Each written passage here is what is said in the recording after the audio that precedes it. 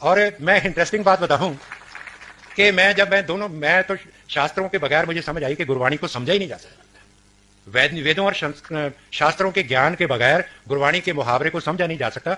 मैं 50 साल से जब कर रहा था, एक बार एक हमारे यूनिवर्सिटियों का रिफ्रेशर कोर्स होता है, बड़ी इंटरेस्टिंग बात आपको सुनाने जा रहा हूं।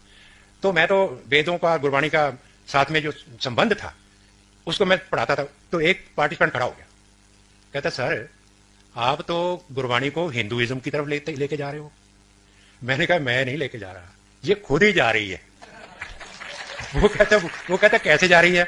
मैंने कहा गुरु ग्रंथ साहब का पहला पन्ना, पहला अक्षर, वहां से देखो, शुरू करो। मैं कहा मैं थोड़ा कह रहा हूं, मैंने तो पढ़ा, आप तो बिना पढ़े कह रहे हो। मैं कहा वो क्या है? मैं बता दूं आपको वो क्या है। पहले गुरु ग्रंथ साहब की शुरुआत कहां से होती है? वो है एक ओंकार सत्य नाम कर्ता पुरुष निर्भव निर्वैर अकाल मूर्त आयुनी सैभंग गुरु प्रसाद। वो थोड़ा कंफ्यूज हो गया, कहते चलो आपकी बात मान लेते हैं कि गुरु जी ने ओंकार तो ले लिया हिंदुइज्म से, पर एका लगा दिया, एका अपनी तरफ से लगा दिया। मैं कहा बेटा एका तो ऋग्वेद में पहले मौजूद है। मैं कहा बताऊं आपको, वो नसदीय सूक्त में है, अनीत वातम स्वध्या तद एकम। तो पहले तो वो माना नहीं, लेकिन जब टेक्स्ट कोट करोगे तो कौन नहीं मानेगा।